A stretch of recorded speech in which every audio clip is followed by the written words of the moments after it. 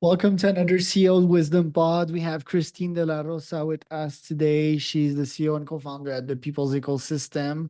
She's a managing member that is at the People's Groups. She's an entrepreneur and advocate and advisor, speaker and thought leader. She's in the SF Bay Area. I'm in Oaxaca, Mexico. We're going to talk about her role in the cannabis industry and everything that has to do with it nowadays.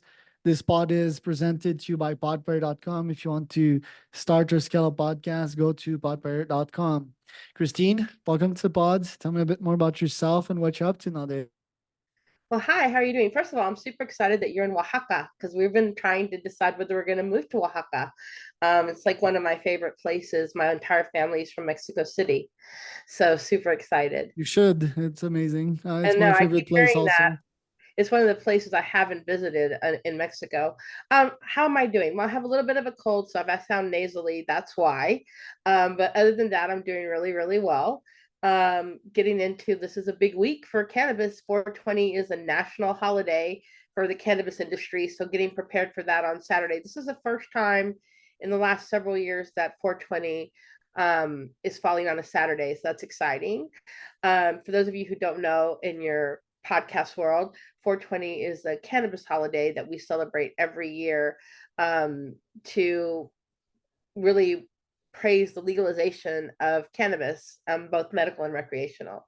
But other than that, I'm working on a couple of big projects. Some of them are cannabis and some of them are AI. How did you first get into the industry? Because I'm looking at your background here. Remedy architect, director of information technology, Verizon. I guess maybe you were a recreational user. You found out about the benefits, and legalization became a thing, a topic of discussion, and then you went all in into it in 2020. Is that right? No, actually, I was really happy being a database architect and kind of a nerd girl. And then I almost died. I had a pulmonary embolism while I was driving down the freeway in California. And I had been sick for about 3 years before that embolism. But I ended up in the hospital, and that's when they found out that I had been suffering from undiagnosed lupus, which is an autoimmune disease. And I just kept getting sicker and sicker and sicker until I couldn't work anymore. So from 2010 to 2015, I was homebound. I couldn't walk. I was like on 11 medications. Five of those were opioids. So at any given time, I could take hydrocodone, a narco, fentanyl patch, which of course now when you hear fentanyl, people are like, oh my God, but I used to have those patches on me all the time to handle pain. And it was in January 2015. I thought, my God, at that point I was like 45. And I was like, how do I get to 60 taking 11 medications a day? How do I get to 65 going to the hospital once a month to get an infusion just so I can walk with a cane? And I started looking for alternative meds. But if you, I mean, I'm Mexicana, and in our community, especially in Texas, where I'm from, to smoke marijuana was like the worst thing you could do. And I remember my mother told me when I left for college, she said, whatever you do not smoke marijuana or they're going to think you're a lazy Mexican. And so in my brain, even though I lived in California, which was by a ton of dispensaries that were legal, I never thought to try cannabis because in my mind, I didn't want to be a lazy Mexican. And so I was just so desperate at that point. I was so sick. I wasn't getting any better that I went ahead and I said, I'm just going to try whatever's out there. And I kept coming around to cannabis. And so finally, I went to one of the dispensaries. I got my medical card and I just started trying stuff.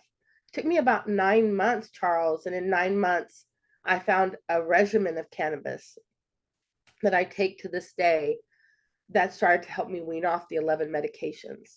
Took me about 9 months. I became medication free for lupus. So I don't take any medication for lupus. That was in 2015. I could have gone back to Verizon. I had left in 2010. And I thought, there's so many people that I know that have lupus or an autoimmune disease are sick, but they come from my type of family where they think that cannabis is bad. It is a gateway drug and not a medicine. And it is in our culture, in my culture, you know, cannabis was medicine, you know, peyote was medicine. Like there's so many things. My great grandmother used to use these. So I decided not to go back into technology because I was like, there has to be people of Mexican descent that are in the industry to make sure that other Latinos and Latinas feel comfortable using cannabis for health related issues. That's how I got into it. Quite a striking story right there. What's the regimen? Because, and just before we get into that, I feel that pretty much any substance out there with a degree of consciousness can have a very positive effect on your body and soul. So, yeah, for example, cannabis, if used recreationally or mindlessly, quote unquote, like I used to when I was younger, not sure if it had much benefits on me. It was sure a nice thing and it was like very pleasurable with my friends and all, but certainly didn't heal, quote unquote. And here in Oaxaca, as you know, there's mezcal. Mezcal, See? if you take it appropriately, apparently it's supposed to cure you from many ills, and mezcal is delicious. And it has this soul inside it if you take it with spiritually, quote unquote. So, what do you have to say to that first? And second, what is that regimen that you're still taking up to this day?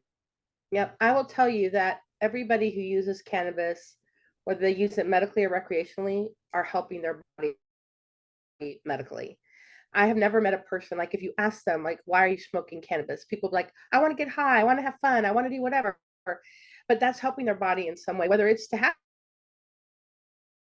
fun. Maybe you have a lot of anxiety and you need to calm down so that you can enjoy your life. There's always a reason. My regimen requires a lot of different things. So back in the day, like in 2015, we didn't have any of the information that we have right now. Now there's all of these cannabinoids outside of THC.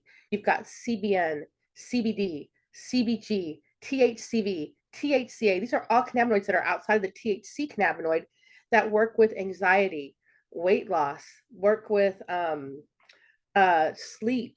CBN is great for sleep. Even if you have something that doesn't have any THC, but it has the CBN cannabinoid, you can get to sleep without having to take an Ambien.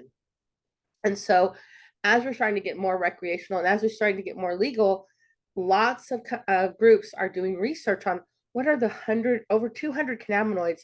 What do they do? How can they help us holistically, naturally, not synthetically?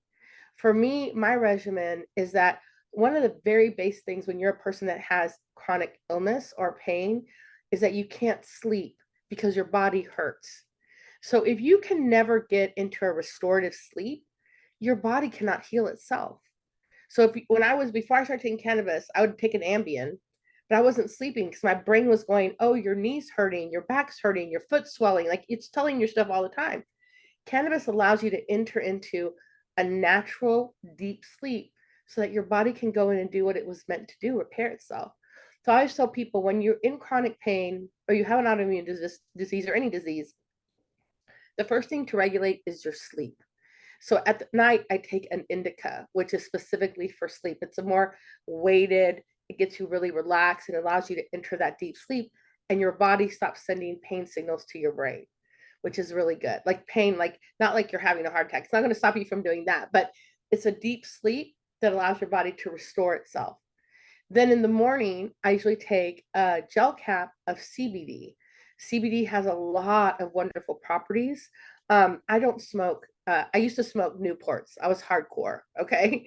And when I stopped smoking, I realized I couldn't smoke cannabis because it made me want to smoke Newports, and that's bad. So I really use my regimen. No shade to people who smoke. I just don't do that. So I use a lot of like tinctures. I use a lot of edibles. I use a lot of gel caps. And so in the morning, I'll take a CBD gel cap. And based on my pain level through the day, will determine what I have because every regimen is different. Every day you wake up, your body feels different.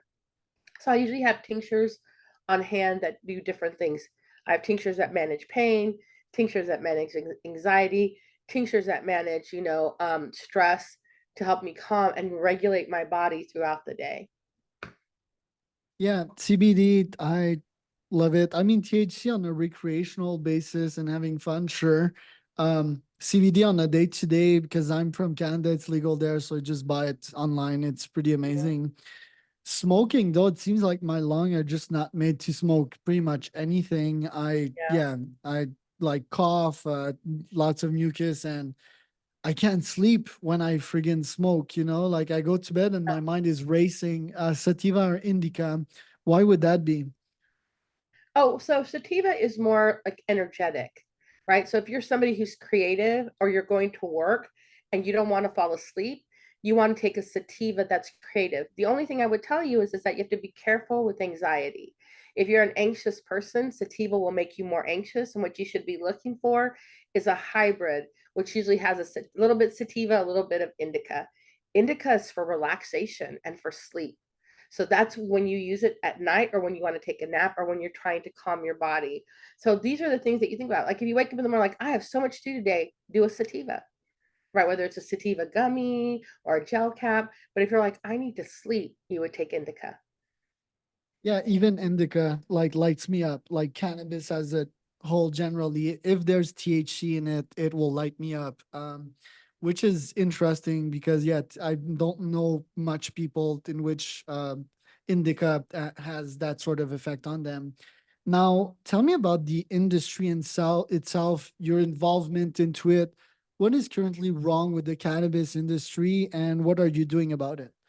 Well, I think the thing that's really wrong with the cannabis industry is that the cannabis industry, the negative part of the cannabis industry, which is that it's federally illegal in the United States, was done as a racist trope against Mexicanos, right?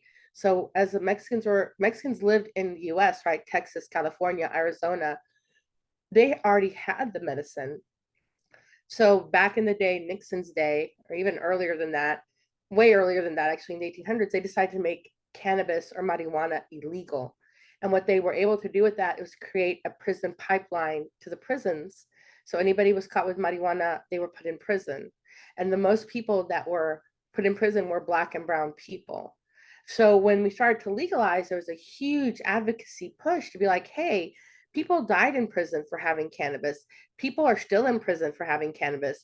And now you got all these folks out here making money on cannabis. We got to do right by them. So what the government did was they're like, you're right. We're going to tax the cannabis industry heavily so that we can give back to the communities, which was bullshit. Sorry to say, because you made it illegal. And now you want us to pay to repair the harm that you did. You shouldn't be taking that from the people. You should be taking it out all of the money you made from the prisons. So the biggest problem in cannabis, besides that there's still people in jail, is that the taxation is huge. We're talking like 40% tax on cannabis in the legal states. Well, what does that do? That makes me, I don't want to pay 40% tax. I'm just going to go to my local guy. I don't have to pay no tax. So that's the biggest issue that we're having. So what we're trying to do is one, get it federally legal or at least rescheduled. Right now it's Schedule 1. If we get it rescheduled to Schedule 3, we will not have that big tax burden. And so that's the biggest thing because removing the tax burden allows regular people to go into dispensaries and buy cannabis at a regular tax rate, not 40%.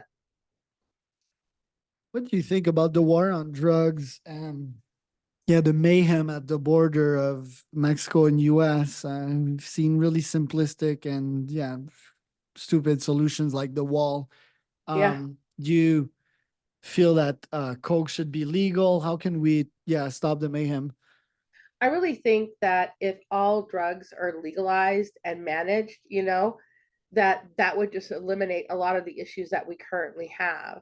There's really not a reason, like if somebody's using coke or somebody's using meth or somebody's using heroin, there's a reason for it. I'm not saying it's a good reason, but it's not something that should put you in jail. You may need help. You may need, maybe that's what your drug of choice. I just think that by making drugs illegal across the board, and we're seeing this right now in psychedelics, right?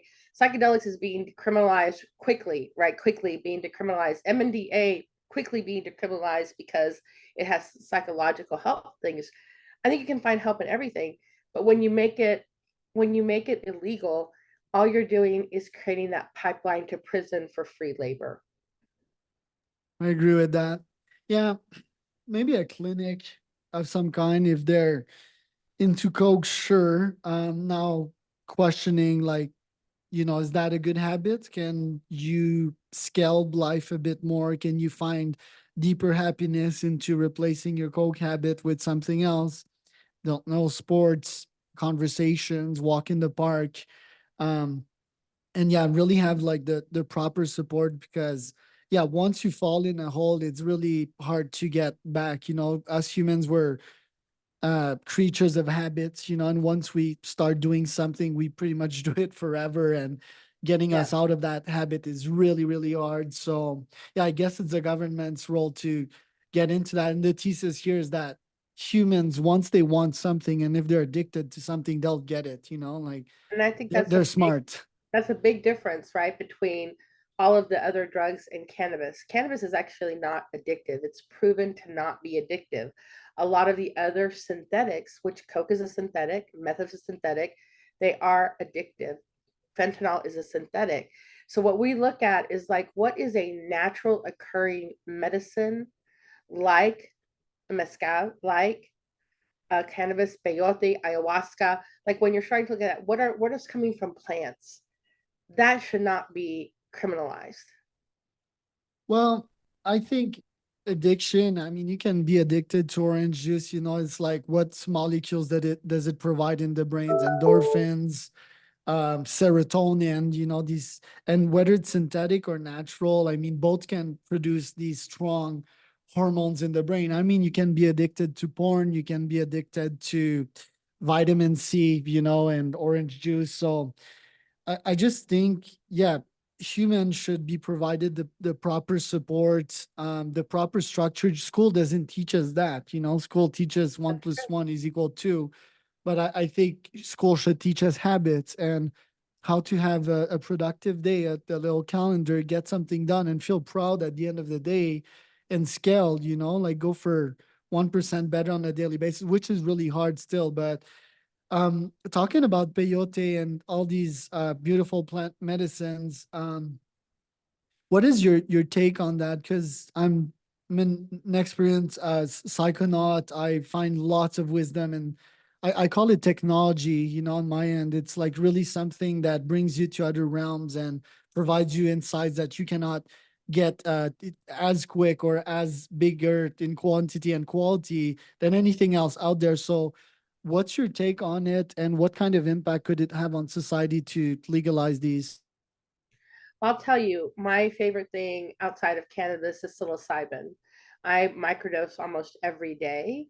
I find it to be very helpful for my mental state. It allows me to be open and like take in the world in a way that I think when I'm not on psilocybin, I cannot do. It allows you to be creative in a way. It opens up those neural pathways in your head. So when I look at stuff like an ayahuasca, which is a journey, right? And this is what I tell people when we are talking about these alternative medicines, make sure you pick the right people to be able to take you on the journey. Because you can't just take ayahuasca or peyote and be like, yeah, I'm going to party. No, you have to have intention. Plant medicine requires intention in a way that, in my opinion, synthetic medicine does not. But plant medicine, you have to have an intention. So I don't just microdose because I'm like, I want to see pretty colors. I'm like, what do I want to accomplish today in my life? How do I want to open up my heart, my soul, my spirit? I think that if those can get, I think that those will give us a higher elevation of learning and experiencing the world if it was legal for everybody and everybody wasn't afraid they were going to go to jail for it. That's what I think. Have you been following the growth of companies like cookies? And yeah, what's your take on capitalism and yeah, scaling a cannabis company? Yeah. Well, I love cookies. I know the folks from there, and I think they've done an amazing job. Like they started in what other people call the black market, we call the legacy market, because the legacy market is what created the recreational and legal market, right? So I'm very proud of founders like Berner at Cookies, who was a legacy operator and transitioned wonderfully into a legal operator that is really just crushing the game. Like if you were to look at all of the different brands currently in market, Cookies is the number one brand. It's a global brand. And that to me proves to me that you don't have to be in a corporate world to be a great leader of a company, right? We have tons of great leaders in the legacy market that just haven't had an opportunity to come to the legal market. when I talk about corporate, I get worried a little bit because cannabis is a culture. It's not necessarily a corporation. And I think a lot of the corporations, not all of them, but some of them really lose sight of that. They lose sight that it's plant medicine, that it is a spiritual thing, that it's a culture, and they're just trying to sell as much weed as possible. They have 3 million acres and they're just making weed, weed, weed, but is it good weed? Is it intentional weed? You know, plants listen to us, right? I mean, they just came out that plants sing, right? Like that plants can feel when you cut. Like, I know that sounds a little crazy, but this is what they're learning. And I'm saying, are you treating your plant with the respect it needs so that it can respect your body when you take it? And I don't think a lot of the corporate companies necessarily do that. Yeah, I think science definitely gonna prove that we're all interconnected, and yeah, plants, they have such wisdom, like Yeah, one of my favorite thing to do, because I have used pretty much everywhere in this house here, and when something gets under my skin, or like I feel the anger coming, I just look at trees. They're not yeah, moving, they're chilling, they're enjoying the sun. Or I mean, that's personifying them, but they're just, I don't know, they're full of wisdom, and they've been there for a while, and they act very slow, and intentfully. So, that apart, what do you feel are the incumbents to your mission of, I guess, democratizing plant medicine out there? What do you feel could go against that? What would be the challenges? I think the challenges will be if we do not get federal legalization of some kind, whether that's rescheduling to a lower class, because right now there's only 33 states where you can get cannabis legally. Not all of those are recreational. And it's something that's needed by the entire community. I mean, we have people in Texas that can't get medicine because it's illegal in Texas, or you can only get the certain kind of medicine in Florida because it's illegal in Florida. So I think the biggest thing that would be opening up is for us to get to that either rescheduling to a 3 or below, or descheduling it altogether and taking it off the drug list. That is the biggest thing that we need, not only as an industry, but as a community and as a culture, so that we can get the right medicine and the right research done on the medicine to the right people.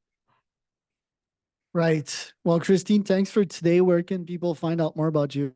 You can find more at thepeoplesecosystem.com and the People's Ecosystem across all social media.